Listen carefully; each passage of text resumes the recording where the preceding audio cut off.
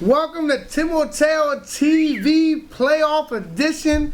This week, guys, going over the games, we have a special cast coming for you. We got Chris Lar, we got Shiz Dollars, and we got Leo how did Eric used to say it? I remember Mata. But yeah, so we're going to be breaking down the games here. And for some of you guys that don't know, these are Chris's final weeks. So I think he said he's going to be able to make it through the playoffs to kind of see us through. So this is your opportunity. If you haven't seen Chris off before he leaves, we're starting a farewell tour this week at Scanlon. So Chris, let's go over, I guess this is the game of the week here. The Eagles...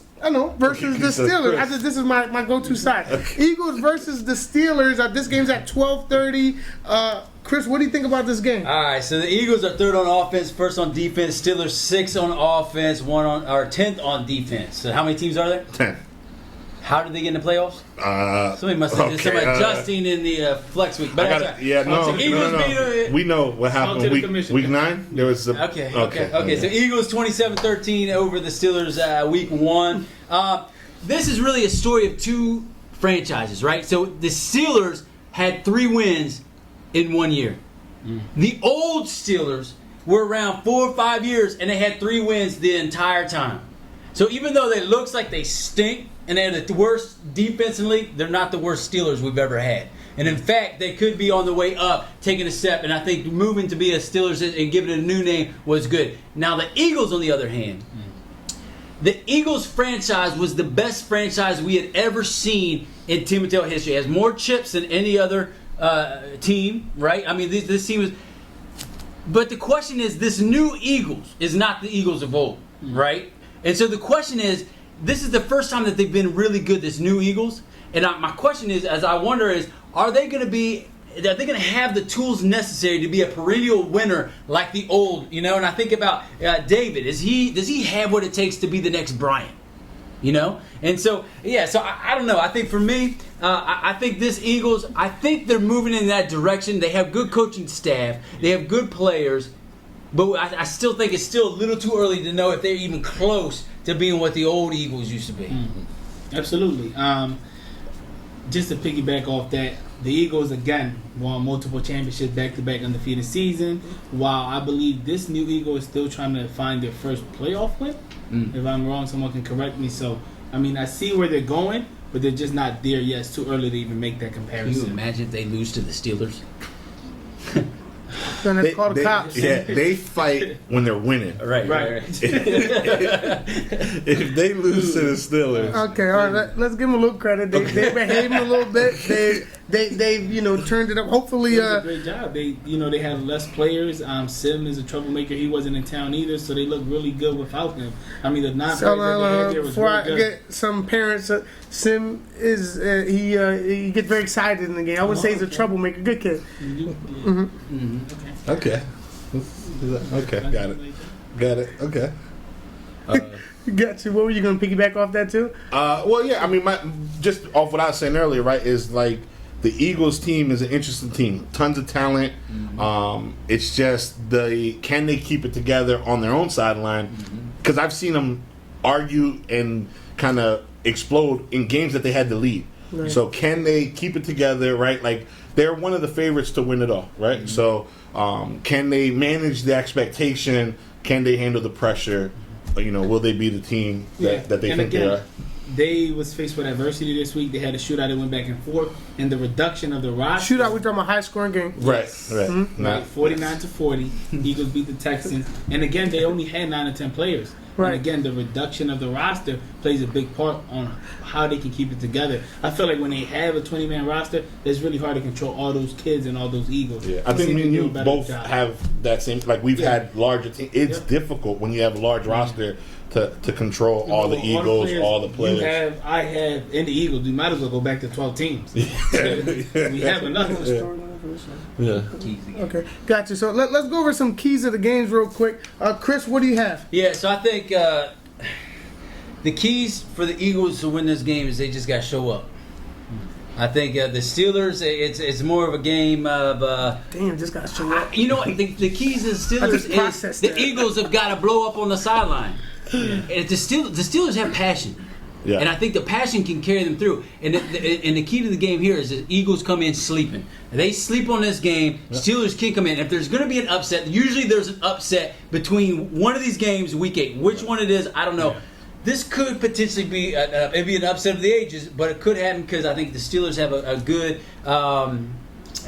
good passion. You know what I mean? And they've been there, some of the players before. But you also got to remember there's no blowout rule in the playoffs. I think the Eagles win this one 44-6. 44-6. And again, the Steelers, again, they're a good team. Yeah. Their record doesn't really say, their play or how they've been performing all year. In all reality, their record could have easily probably been 6-2. They lost a few games that came down to the last second. Hell, Mary's being called last second. Not knowing the situation in the game. Having the fact that losing by an extra point was one thing. So, again, the Steelers could have easily been a top 4 team if they would have closed out those close games. So, this week, I'm going to go with the Eagles. I'm going to give them the edge. They seem to be on fire right now. They beat supposedly the best team in the league, and I think they're going to ride with that high horse. Again, if an upset happens, I'm not surprised. The Steelers are a really good team. Yeah. Horseback riding. Yeah. Gotcha. So you gotta pay attention. Yeah. Yeah. Here we go. Yeah. I mean, honestly, look. If there's a person who's going to be rooting for the underdog, it's me, right? Like, I'll be rooting hard for the Steelers, man. I like a lot of those kids. I think they're better than their record shows. Who are some of the kids that you like over there? I love Bobby. Bobby's one of my favorite players in the league. I don't think that there's anybody who plays with more passion. Maybe not the most skill, but definitely the most passion. For sure. Right? There's not a more passionate player in Timoteo than Bobby. So I'm rooting for them. I think that for them to be able to pull off the upset, they have to have a perfect game, right? They can't. They're another team that can get really emotional, the highs and the lows. You know what I'm saying? So they have to find a way to ride the wave if their emotions get up and take that to push them. I think it's going to be tough to do, though. I think that Dave has just figured out the league. 7 touchdown passes against the Texans. Yeah, most of the year so far. Right, yeah, and they're hot. Yeah, so I think it'll be a little bit closer than Chris's score, but it's probably gonna be like 44-12. What did Leo have? What was this score? Playoffs? I just don't see a lot of blowouts happening like that. I think it'll be Pac-9 a closer game. member I think Dolphins. it'll be 25-18 is the Eagles are sneaking out. And who's your player to watch out for? Who's my player to watch out for? Ish. Oh yeah, he's coming back. He just played enough games to be eligible for the playoffs. Yeah. He had to be there this week. Skip battle. For me, you guys talk about Dave being super hot, but Rynell's also been a lot hotter. He started the season with 4 touchdown passes in the first 3 games.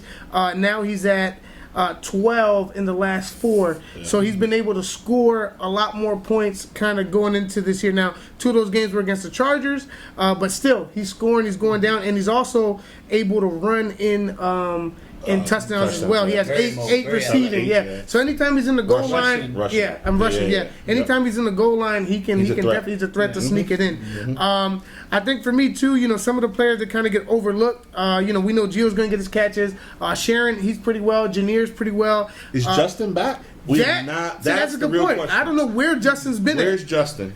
Justin, where are you? I FaceTime him. I text him. He didn't text me back. I don't know what's going on. We're looking for you. I know where he lives at. I'm gonna stop by his crib. You know what I mean? But I don't know where he's at. But I think I do have an extra Dolphins jersey. I think the key for the Steelers is if they're gonna pull off this upset, if they're gonna win, Kevin has to coach the best game of his life. We know they kind of had a coaching part against the Chargers this year, where they kind of let that game get away. But Kevin has to outcoach Ant. We know Ant, all he does is sit in his office at Esperanza. He's supposed to, I don't know what he does over there, but I know he does everything else. Watch film all day long. This guy is dedicated to having. He just had a meeting with his team at Hurricane Harbor. Just this past Memorial Day. Just to kind of go over some stuff, take them away, kind of get them together. That didn't work out for the Cowboys. If you remember that one time, Tony Romo took his team all the way down to Miami or wherever they went, and they ended up losing. So one thing I think another key, and this is the last key for me, is if the Steelers keep this game close, can the Eagles mentally, are they mentally strong enough to handle the playoffs? Right. There's a reason why they haven't won a playoff game yet. That's yeah, right. they played the Colts twice, but mentally they haven't been able. Last year, I remember Sim quit in the middle of the game. Yeah. Jihad quit.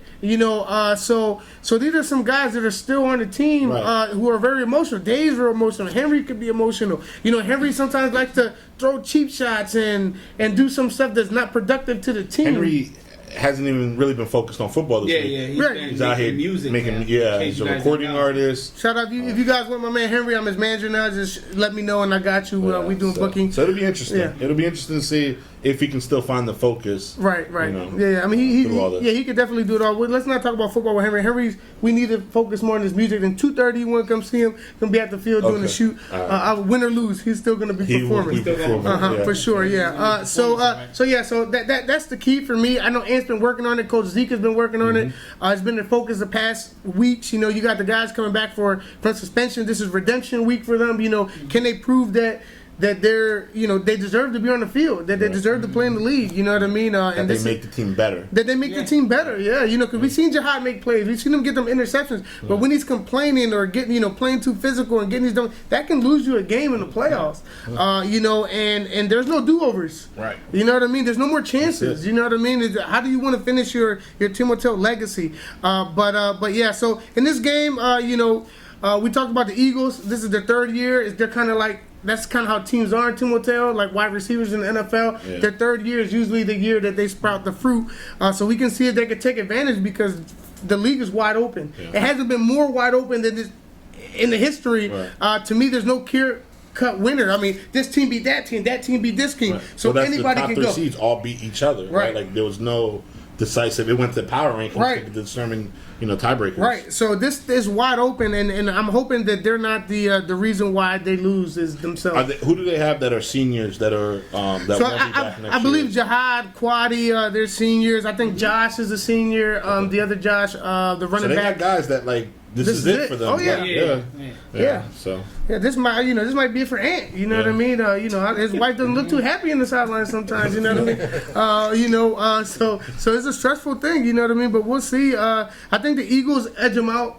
You know what I mean? But I wouldn't be surprised, like you said, of a close game. And I got the score being a little bit higher score. 32-30, some drama out there. But I got the Eagles winning. I think Steelers keep it close. They find a way. They give up points, but they can find a way to score. So we'll see what they're made of this week. And I think the Eagles might underestimate them kind of going in. So guys, check us out this week. For the playoff game. Again, that game starts at 12:30. That's game 2. We'll see you guys out there. And hope it's a great game.